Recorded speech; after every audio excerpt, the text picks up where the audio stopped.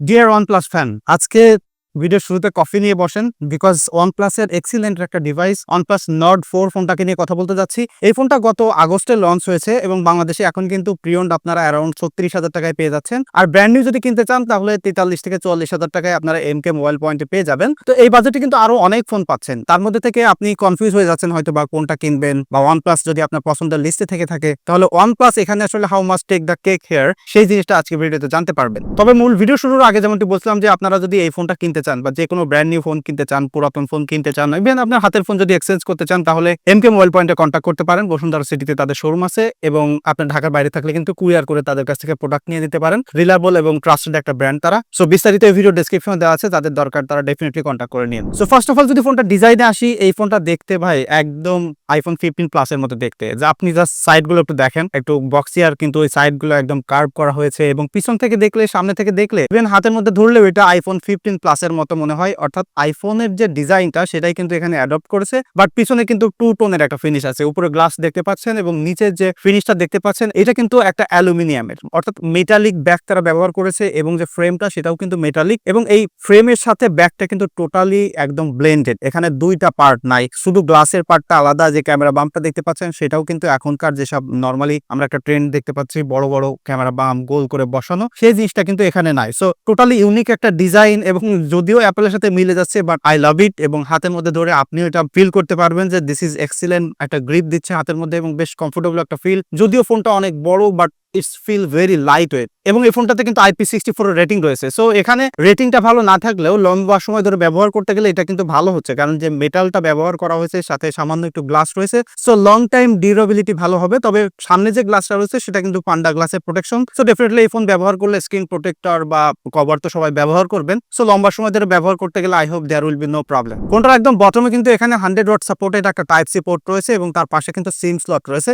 এখানে dual SIM আপনারা ব্যবহার করতে পারবেন এবং এইটাতে কিন্তু স্টিরিও স্পিকার রয়েছে এবং সেম টু সেম এখানে কিন্তু আইফোনের মতো একটা লুক আপনারা দেখতে পাচ্ছেন। এবং এটা যে স্টিরিও স্পিকারটা আছে সেটা সাউন্ড কোয়ালিটি ভেরি লাউড এবং বেশ ক্রিস্প এবং ক্লিয়ার সাউন্ড প্রডিউস করে। সো মিডিয়া এনজয় করতে গেলে, গেমিং করতে গেলে বা মিউজিক শুনতে গেলে কিন্তু দারুণ এক্সপিরিয়েন্স আমি এটা পার্সোনালি পেয়েছি। এবং ফোনটা যদি ডান পাশে দেখেন, উপরে জাস্ট ভলিউম বাটন এবং পাওয়ার বাটন এবং এই বাম পাশে কিন্তু এখানে স্লাইডারটা দেখতে পাচ্ছেন। OnePlus এর এটা একটা আইকনিক ব্যাপার যেটা অ্যাপেলেও করে থাকে। আপনি এটা দিয়ে মিউট করতে পারবেন, রিঙ্গার করতে পারবেন এবং একদম সাইলেন্ট করে ফেলতে পারবেন। একদম উপরে কিন্তু এখানে একটা আয়ার ব্লাস্টার সেন্সর আছে, যেটা আমি সবসময় বলে থাকি জীবনমুখী বা কার্যকরী একটা সেন্সর। আপনার বাসার এসি, টিভি বা অন্যান্য যেসব অ্যাপ্লায়েন্স আছে সেগুলো কিন্তু কন্ট্রোল করতে পারবেন রিমোট কন্ট্রোলের মাধ্যমে। এবং যে ছোট কাট আউটটা দেখতে পাচ্ছেন সেটা কিন্তু এই যে স্টিরিও স্পিকারের কাট আউট এবং তার পাশে কিন্তু সেকেন্ডারি নয়েজ ক্যান্সেলেশন মাইক আছে। সো পোর্টস এন্ড বাটন এবং ডিজাইনের দিক থেকে ডেফিনেটলি এটা কিন্তু দারুণভাবে স্ট্যান্ড আউট করেছে। এই Nord 4 এর সামনে আপনি 6.74 ইঞ্চির একটা ফ্লুইড অ্যামোলেড ডিসপ্লে দেখতে পাচ্ছেন, যেটাতে কিন্তু 1 বিলিয়ন পর্যন্ত কালার সাপোর্ট করে এবং HDR10 প্লাস সাপোর্ট তো ডেফিনেটলি রয়েছে। সেই সাথে 120 হার্টজ এর রিফ্রেশ রেট রয়েছে এবং সর্বোচ্চ পিক ব্রাইটনেস কিন্তু 2150 পর্যন্ত যাইতে পারে। সো এইটা আপনি প্রপার লাইটে ব্যবহার করেন এবং ইনডোরে ব্যবহার করেন, কোনো তো সমস্যা হচ্ছে না। এবং মোস্ট অফ দ্য ফোন এসব বাজেটে কিন্তু ডিসপ্লে সেগমেন্টে ডেফিনেটলি ভালো করতেছে এবং এইটাও কিন্তু এক্সেপশন না। এইটার যে কালার আছে এবং ভিউইং এক্সপিরিয়েন্স আছে সেটা কিন্তু আসলে অন্য লেভেলের। মানে ডিসপ্লে সামনে থেকে দেখলে ডেফিনেটলি এই ফোনটা আপনার পছন্দ হবে। পিছন থেকে হয়তো কারো কাছে ভালো নাও লাগতে পারে, বাট সামনে থেকে ভাই এটাকে রিজেক্ট করার কোনো উপায় নাই। চিন বেজেলটা আছে সেটা কিন্তু একদম ছোট এবং ছোট্ট একটা ক্যামেরা কাট আউট এখানে দেখতে পাচ্ছেন, যেটাতে 16 মেগাপিক্সেলের একটা সেলফি ক্যামেরা আছে। তা দিয়ে আবার কিন্তু ফেস লকও সাপোর্ট করে এবং একদম নিচের দিকে এখানে একটা অপটিক্যাল ফিঙ্গারপ্রিন্ট সেন্সর আছে। এটা খুব ফাস্ট এবং অ্যাকুরেটলি কাজ করে, অর্থাৎ ফেস লক এবং ফিঙ্গারপ্রিন্ট মিলিয়ে আনলকের জন্য কোনো প্রকার প্যারা আপনাকে খেতে হচ্ছে না। এই ফোনটাকে পাওয়ার করতেছে স্ন্যাপড্রাগন 7 প্লাস জেন 3 এর একটা প্রসেসর, তার সাথে 8GB 12GB বা 16GB র্যামের ভেরিয়েন্ট পাওয়া যায় এবং UFS 3.1 এর ভেরিয়েন্ট পাবেন 128GB তে। বাট যদি 256 এর পরে যান তাহলে UFS 4.0 পেয়ে যাচ্ছেন। সো ডেফিনেটলি যদি বাজেট থাকে এই ফোনটা 256 এর উপরের ভেরিয়েন্ট গুলো কেনেন তাহলে ডেফিনেটলি লম্বা সময় ধরে ব্যবহার করতে গেলে বা অ্যাপস ওপেনিং ক্লোজিং এ কিন্তু ভালো স্পিডটা আপনারা পেয়ে যাবেন, বিকজ সেখানে ফাস্ট স্টোরেজ টাইপটা কিন্তু ব্যবহার করা হয়েছে। এই ফোনটাতে অক্সিজেন ওএস চলতেছে বেসড অন Android 14। তবে এই ফোনটাতে কিন্তু 4 বছরের মেজর ওএস আপডেট পাওয়া যাবে, যেটা এইসব বাজেটে যেসব ফোনগুলো আছে তার থেকে সব থেকে স্ট্যান্ড আউট কিন্তু এটা হচ্ছে। এবং যে অপারেটিং সিস্টেম আছে সেটা যথেষ্ট অপটিমাইজ এবং ফ্লুইড এক্সপিরিয়েন্স দিচ্ছে, বিকজ 120 হার্টজ এর রিফ্রেশ রেট, প্রসেসরটা ভালো পাওয়ারফুল আছে। সো নরমালি এটা মোস্ট অফ দ্য ইউজারদের জন্য কিন্তু ভেরি ফাস্ট এবং লম্বা সময় ধরে ব্যবহার করতে গেলেও এটা মোর দ্যান ফাস্ট ইনাফ হয়ে যাবে। এবং যারা গেমার আছেন তাদের জন্যও কিন্তু এই ফোনটা দারুণ, বিকজ এই ফোনটা পাবজিতে স্মুথ এক্সট্রিম প্লাস পর্যন্ত সাপোর্ট করে, অর্থাৎ 90 FPS কিন্তু আপনি এটা দিয়ে গেমিং করতে পারবেন। তবে গেমিং করতে গেলে বা হেভি ইউজ করতে গেলে এই ফোনটা কিন্তু যথেষ্ট পরিমাণে হিটিং করে, এবং ফোনটা অনেক স্লিম হওয়ার কারণে আমার মনে হয় যে থার্মাল ম্যানেজমেন্ট অতটা ভালোভাবে করতে পারেনি। আমি সর্বোচ্চ 47 ডিগ্রি পর্যন্ত টেম্পারেচার পেয়েছি। সো গেমিং করতে গেলে হিটিং হচ্ছে, বাট স্টিল একটা জিনিস চিন্তা করেন, কোনো ফোন কি এই মুহূর্তে আছে যেগুলো গেমিং করতে গেলে হিটিং হয় না, বা হেভি ইউজ করলে বা পুশ করলে হিটিং হয় না? অবশ্যই হচ্ছে, যে কারণে এটাকে আমি কোনো প্রকার ইস্যুস বা কোনো প্রকার দোষ বলতেছি না, বিকজ নর্মাল ইউসেসে ইটস ওকে, ইটস ফাইন, কোনো প্রকার প্রবলেম কিন্তু হচ্ছে না। এই ফোনটার পিছনে যে ক্যামেরা আর্ম দুটো আপনারা দেখতে পাচ্ছেন, এখানে কিন্তু 50 মেগাপিক্সেলের একটা মেইন সেন্সর ব্যবহার করা হয়েছে, যেটাতে ওয়াইস আছে, এবং একটা 8 মেগাপিক্সেলের আলট্রা ওয়াইড সেন্সর আছে। সো OnePlus-এর যে ক্যামেরা অ্যাপসটা সেটা কিন্তু খুবই সুন্দর, মানে বেশ লাইট ওয়েট ফিল হয়, বেশ অপটিমাইজ এবং ভেরি সিম্পল টু ইউজ। এবং এখানে কিন্তু 3টা ফোকাল লেন্থ আপনি ডিফল্ট পাচ্ছেন, 0.6x, 1x এবং 2x। এবং এই যে মেইন সেন্সরটা আছে সেটাকে সর্বোচ্চ ডিজিটালি 20x পর্যন্ত জুম করতে পারবেন। সো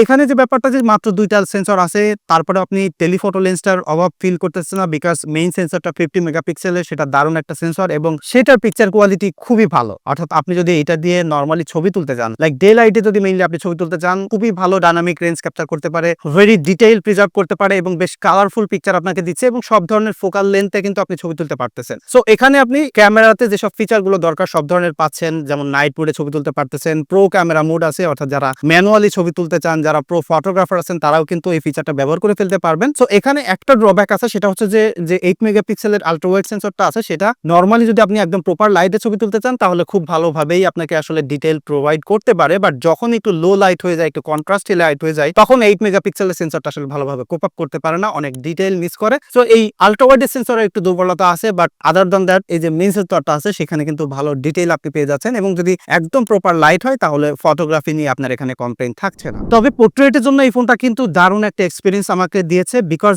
যে মেইন সেন্সরটা আছে সেটার আমার মনে হয় যে হাইয়েস্ট অপটিমাইজেশন বা ইউটিলাইজেশন এখানে OnePlus করেছে, বিকজ এখানে আপনি 2x এ ডিজিটালি জুম করে পোর্ট্রেট তুলতে পারবেন। সো ফোকাল লেন্থের ইস্যুস যেটা থাকে, যে টেলিফটো লেন্স না থাকলে ভালো পোর্ট্রেট তোলা যায় না, সেই সমস্যা এখানে পাচ্ছেন না। সো টাইট ফোকাল লেন্থে পোর্ট্রেট তুলতে পারতেছেন, এজ ডিটেকশন এবং ব্লার খুবই সুন্দর আছে। OnePlus এর যে ফটো স্টাইল, যে ছবি তুললে ফেসটাকে একটু স্মুথ করে ফেলে, একটা সফট লেয়ার দিয়ে দেয়, সেটা এখানে আছে। তবে স্যামসাং এর ফোনগুলোতে যেমন খুব ভালো ডিটেইল প্রিজার্ভ করে সেটা নয়, বাট স্টিল এই জিনিসটা কিন্তু মোস্ট অফ দ্য ইউজার পছন্দ করে, লাইক যারা আসলে সোশ্যাল মিডিয়াতে ছবি তুলে আপলোড দিতে চান, ফেসটা একটু স্মুথ হবে, একটু এডিটেড টাইপের হবে, তাদের জন্য কিন্তু এটা মোর দ্যান ইনাফ আছে। এবং যদি সেলফিতে আসি, আমার কাছে এটার সেলফি ক্যামেরা খুবই ভালো লাগছে, যে 16 মেগাপিক্সেল সেন্সর আছে, সেটা ওয়াইড ফোকাল লেন্থ আছে, সেটা পোর্ট্রেট সেলফি সহ নরমাল সেলফি তুলতে পারবেন, এবং এখানে ডাইনামিক রেঞ্জ ক্যাপচার করার ক্যাপাবিলিটি, অর্থাৎ হাইলাইট লো লাইটটাকে খুব ভালোভাবে ব্যালেন্স করতে পারে। আপনার পিছনে যদি ডিরেক্ট সানলাইট থাকে বা আপনি যদি লো লাইটে সেলফি তোলেন, সব ধরনের সেলফিতে এটা দারুণ ডিটেইল প্রোভাইড করে, এবং বেশ সুন্দর কালার, এবং যেমনটা বলছি আপনি রেডি টু আপলোডের মতো ছবি দেয়। সো সেলফি ক্যামেরা খুবই সুন্দর, এবং আমি দেখছি যে এখন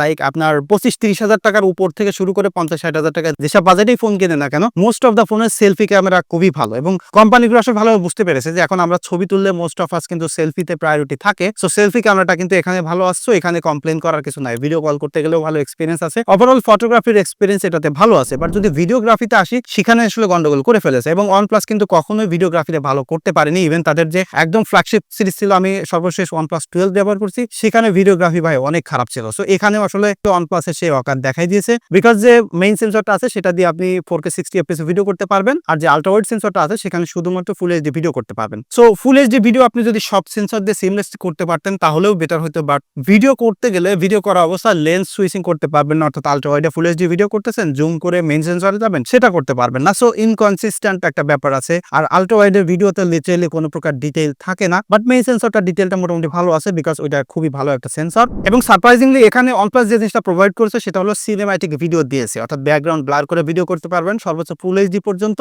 সো এইসব বাজেটের ফোনগুলোতে আসলে এই ফিচারটা মোস্ট অফ দা ফোনে থাকে না, বাট কোয়ালিটির ম্যাটার করতেছে না। আমি যে জিনিসটা খুশি সেটা হলো যে তারা এই ফিচারটা দিয়েছে, এবং এটা যে সেলফি ক্যামেরা আছে সেটা দিয়ে শুধুমাত্র ফুল এইচডি পর্যন্ত ভিডিও করতে পারবেন, এবং এই জিনিসটা আসলে very same. Most of the phone আমি দেখলাম যে এইসব বাজেটের ফোনগুলোতে সেলফি ক্যামেরা দিয়ে আসলে 4K ভিডিও করার ক্যাপাবিলিটি দিচ্ছে না, বাট দেখেন রিসেন্টলি কিন্তু 24-25 হাজার টাকার ব্র্যান্ড নিউ ফোনগুলোতেও কিন্তু সেলফি ক্যামেরা দিয়ে 4K ভিডিও করতে পারতেছে, এবং যেগুলো ভিডিও কোয়ালিটি কিন্তু খুবই ভালো। সো সেই দিক থেকে এটা আসলে পিছিয়ে আছে। অর্থাৎ সামারাইজ করে যে জিনিসটা বলতে চাই, যারা আসলে ভিডিওগ্রাফিকে প্রায়োরিটি দিয়ে ফোন কিনতে চান তাদের জন্য এই ফোনটা ঠিক হবে না। আদার দ্যান দ্যাট আপনি যদি নরমালি ফটোগ্রাফি করতে চান তাহলে ডেফিনেটলি এটা কিন্তু ভালো একটা প্যাকেজ হচ্ছে।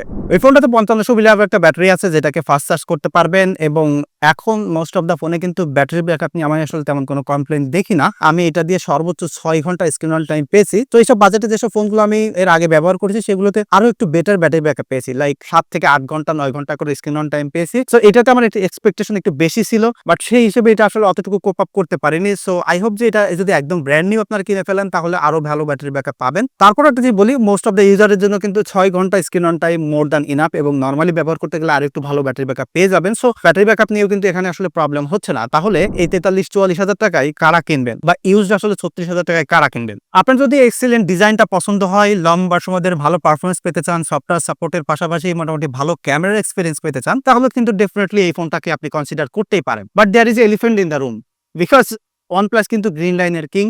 এবং রিসেন্টলি আমি বিভিন্ন পোর্টাল ঘেটে ঘুটে দেখলাম যে এই Nord 4 এও কিন্তু গ্রিন লাইন ইস্যুস দেখা দিয়েছে। যদিও ফোনটা বেশি দিন রিলিজ হয়নি, বাট আই ওয়াজ সারপ্রাইজড যে এত দ্রুত আসলে গ্রিন লাইন কিভাবে পড়ে যাচ্ছে। সো যারা আসলে গ্রিন লাইনের ইস্যুস সম্পর্কে কনসার্ন বা ভয় পান, তারা ডেফিনেটলি ভাই এই ফোনটা কিনেন না। আদার দ্যান দ্যাট আপনি চাইলে কিনতে পারেন। দেখা হচ্ছে পরবর্তী ভিডিওতে। ধন্যবাদ সবাইকে।